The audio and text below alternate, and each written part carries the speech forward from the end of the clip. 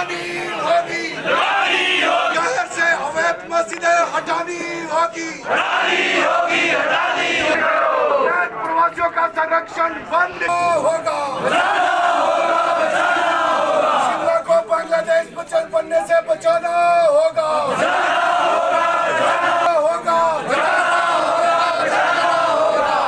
गुंडागर्दी नहीं चलेगी, की गुंडागर्दी नहीं चलेगी, शासन को कार्रवाई करनी होगी,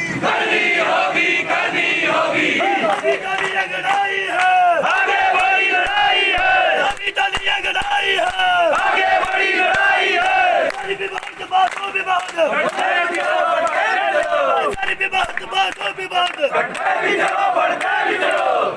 मल्याणा के गुनाहगारों पे 307 लगानी होगी, शहर से अवैध मस्जिदें हटानी होगी, शिमला से अवैध छापे वाले हटाने होंगे, अवैध प्रवासियों की जांच करानी होगी, बिना वेरिफिकेशन के प्रवासियों को भगाना होगा,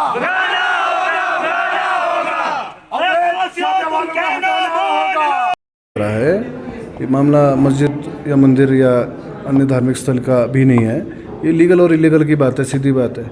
2010 से केस चल रहे हैं, बार बार नोटिस दिए जा रहे हैं, उसके बावजूद वो लोग बनाई जा रहे हैं। 4 मंजिल 5 मंजिल खड़ी कर दी है, करीबन 6750 स्क्वायर फीट तक वो पहुंच चुके हैं। पहले वो सिंगल एक दुकान होती थी। जो ज़मीन का मालिकाना हक है वो तो हिमाचल प्रदेश सरकार है, उनका तो कब्जा है, इसलिए नक्शा तो कभी पास ही नहीं हो सकता उसका। 10 साल कॉरपोरेशन जो है किसी और के साथ ही केस लड़ती रही कि उनकी ज़मीन है, बाद में 10 साल बाद बोलते हैं तो इसकी ज़मीन ही नहीं है। तो ये त्रुटियाँ हैं, गलती है म्यूनसिपल कॉरपोरेशन की। और क्योंकि वो ज़मीन ही जब सरकारी है तो उस पर नक्शा पास होने का सवाल ही नहीं है।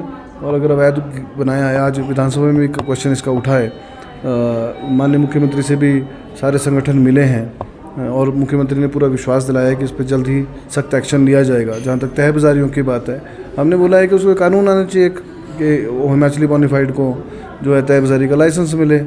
और भारी राज्यों से जो लोग आ रहे हैं, क्या पता वो बांग्लादेश से आ रहे हैं, रोहिंग्या मुसलमान है, या क्या पता वो पाकिस्तान से आ रहे हैं, कोई टेररिस्ट है।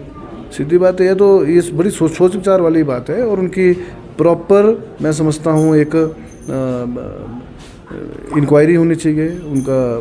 अगर कोई आप घर में भी कोई एम्प्लॉई रखते हैं तो डायरेक्शंस समय समय पे एडमिनिस्ट्रेशन की रहती है, उसकी वेरिफिकेशन कराओ।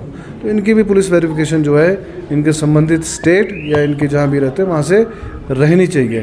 तो हमारा यही है। और आज सभी रूमित ठाकुर जी भी आज माननीय मुख्यमंत्री जी ने बुलाया था, रूमित जी को भी उन्होंने भी कॉल करी थी इसके लिए, तो वो भी बुलाया था। और मुख्यमंत्री जी ने बिल्कुल पूर्ण विश्वास दिलाया है कि इस पर कार्रवाई होके ही रहेगी। मेरी नज़र में ऐसा रहा है, मेरी नज़र में खुद में ऐसा, या किसी स्थानीय हिमाचली ने बनाया था, साथ के साथ ही उसका गिरा दिया गया है। तो प्रशासन कहाँ सोया हुआ है। मैं कमिश्नर साहब से भी, अभी वो शायद आउट ऑफ स्टेशन है, उनसे भी मैं बिल्कुल व्यक्तिगत रूप से बात करूंगा। अगर 6000-7000 स्क्वायर फीट बार कागज़ों में आ रहा है, रिटर्न आ रहा है उनका, तो जो जवाब आ रहा है, मैंने पढ़ के भी सुनाया है, मेरे पास है, हाउस में मैंने ले किया है। अगर बार जो है आ रहा है कि ये तो अवैध है, तो गिराओ। बिजली पानी दूसरों को काट देते हैं, हर किसी का बिजली पानी काट देते हैं एक छज्जा बढ़ाने के लिए भी। तो इतनी बड़ी बिल्डिंग बन गई है तो उनका काटो सबसे पहले बिजली पानी।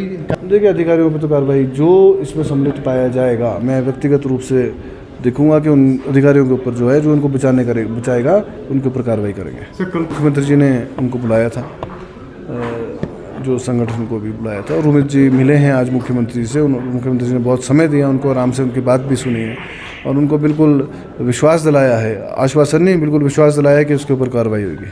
पहले भविष्य में चिंतित हम अगली पीढ़ी से हैं, जो क्राइम हो रहे हैं, जो गुंडागर्दी हो रही है, जो नशे का कारोबार कर रहे हैं, जो चोरियां कर रहे हैं, जो लव जिहाद कर रहे हैं, तो उसके ऊपर बड़ी चिंता का विषय है ये। और हमारे को इकट्ठा होकर रहना पड़ेगा। कुछ समुदाय जो है हिमाचल का भी है, जैसे चंबा में है, बड़ी चिंता का विषय है ये। और हमारे को इकट्ठा होकर रहना पड़ेगा। कुछ समुदाय जो है हिमाचल का भी है, जैसे चंबा में है, चंबा के लोग हैं, समुदाय कोटखाई रहते हैं, कुसुम्पटी में रहते हैं, शिमला शहर में रहते हैं, पुराने लोग हैं, 20-20, 25-25 साल। कईयों को तो जो है, मैं आपको उदाहरण दूंगा, दिल्ली में रामलीला में पार्टिसिपेट करते थे, मेरे को उदाहरण है, वो भाई शौकत जी, अब तो बेचारे गुजर गए हैं, बहुत आदरणीय हमारे थे। तो इस चक्कर में वो लोग भी दुखी हैं। हमारे को फ़ोन आ रहे हैं, कई चुबाल से फ़ोन आ रहे हैं कि सर इन्होंने जो नए लोग आ रहे हैं इनकी वेरिफिकेशन करी जाए, इनके चक्कर में तो सारे बदनाम हो रहे हैं। तो जो नए लोग आ रहे हैं, जो मुजफ्फरनगर से मैंने सुना है, मुजफ्फरनगर, बिजनौर, सहारनपुर, इस साइड से जो लोग आते हैं, इनकी मानसिक स्थिति जो है वो मैं समझता हूँ कि डाउटफुल रहती है हमेशा, और इसके चक्कर में सारे लोग जो हैं वो परेशान हैं। लोकल लोग ही परेशान हैं बहुत। ठीक है।